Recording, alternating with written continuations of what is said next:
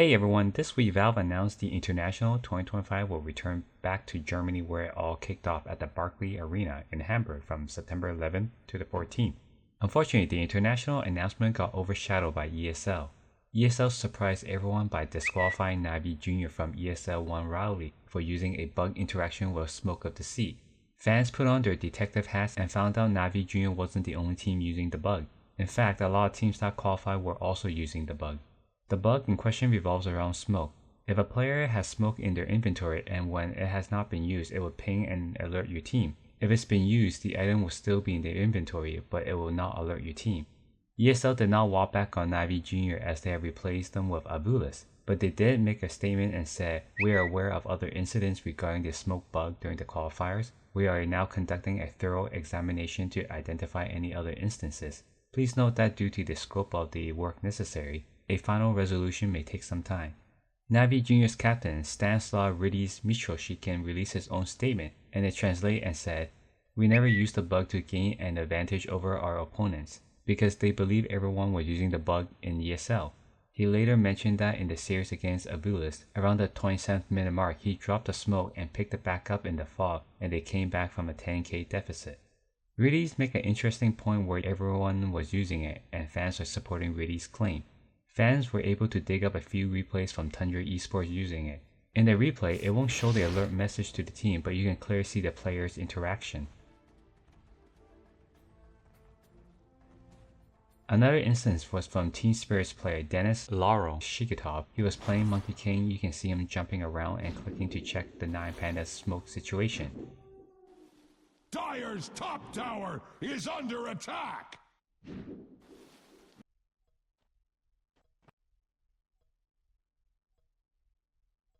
In a recent interview Laurel had with eScores News, Laurel said he was checking to see if the bug was still a thing because he claimed it should have been fixed since the bug has been in the game for 2 years. He claimed he checked the bug out of curiosity and found out it's working again. He said he didn't use the bug after the first map and didn't even think about it until the finals. ESL 1 Raleigh is in April. ESL still has a lot of time to make a final decision. A lot of fans are saying to reinstate NAVI JR, if not, disqualify every team that used it. Now let's jump back to finish the qualifiers. Let's see how NAVI JR originally defeated Avulis for the spot only for it to be taken away. Here's their winning moment at that time. Seconds for Tiny to respawn. Tier 3's dying though with his Alacrity TA on your barracks as Ridis blinks initiates. They find the opening on the monkey. Oh, what a for jump. 100. This might be it. NAVI JR steps away from qualification as Avilas crumbling in front of their fountain. 90 seconds no Monkey King. And Templar Assassin 12-0-2, having an absolutely cracking game, goes to the next lane.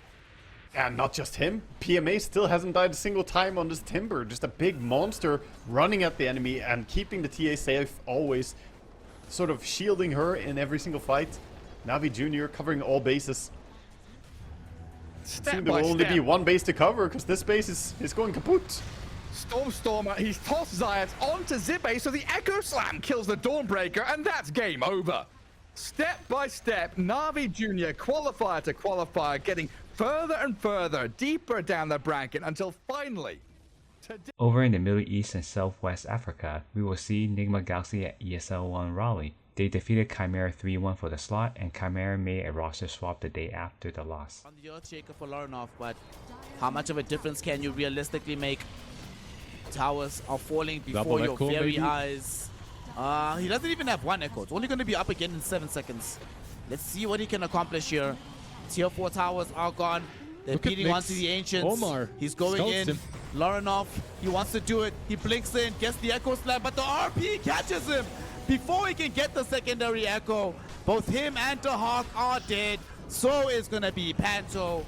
And GG, well played, is called. Not only do Nigma Galaxy win Game 3, not only do they secure placement at ESL 1 Rally, but Nigma Galaxy have finally, listen, broken the Miswa curse and gotten themselves... In North America, Shopify Rebellion is still the top dog of the region. They defeated Wildcard Gaming 3-1 for the slot.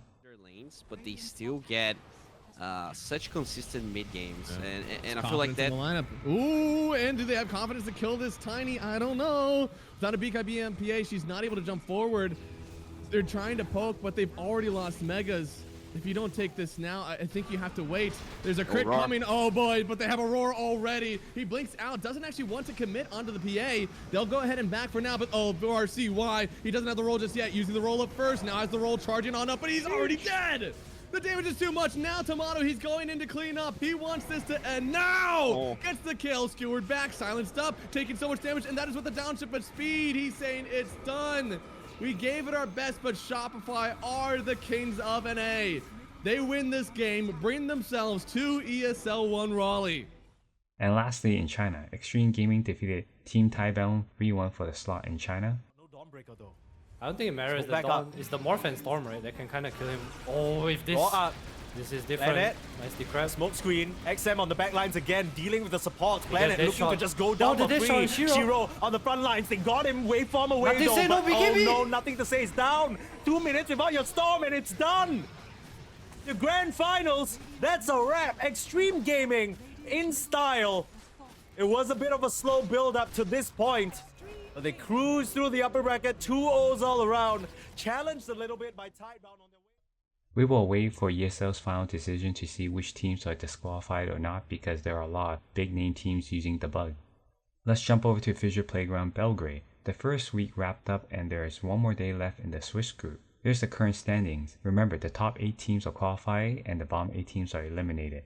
Bedboon Team and Heroic went 3-0 and are automatically qualified. Paravision, Team Falcons, and Team Spirit needed day 4 to qualify, so that leaves 3 teams for the final day. Here are the eliminated teams. Chimera Esports and Shopify Rebellion lost out on day 3. Wildcard Gaming, Your Colts Brother, and Aurora Gaming lost out on day 4. The final day will come down to Avulis, Gaming Gladiators, Talon Esports, Team Liquid, Tundra Esports, and Extreme Gaming. Any of those teams winning one game will qualify them, and losing will get them eliminated. Our highlight comes from Team Falcons winning the final fight against Gaming Gladiators to qualify into the playoffs. Kind of chance versus the opponents to just buy out and go all in. You're already the just same at the base. The same for Falcons, right? Maximize your output because you're so far ahead. Well, certainly feels like it. Skitter again, the infest at the last moment. Malrine landing a nice 4-man stun at the backline as well, and almost taking down that Phoenix and almost forcing Ace to put down that buyback as well. But Tofu down, Celery will drop. It's just too easy. And they'll just run them down in the fountain. Amar and his cart, the workhorse, getting healed up by snaking. He's getting healed, but is it enough? Is there another infest? There is. They're going to put the life stealer inside the scent, make sure that he lives for another day. GG. Blast announced the teams for Blast Slam 2, Tundra Esports, Gaming Gladiators, Paravision, Your Colts Brother, Extreme Gaming, Talon Esports, Nigma Galaxy, Bedboon Team, Team Falcons, and Team Liquid. The event will take place after FISSURE Playground on February 4th to the 9th. Nigma Galaxy announced that Amara Mirko Al-Barkawi won't be making the trip for the Blast Slam and will be replaced by Daniel Ghost Chan. Into the Breach has announced they have signed the Jiggling roster, which is led by Ivan Mind Control Ivanov. That's all for this week. If this is informative, please share, like, and subscribe. Have a good one.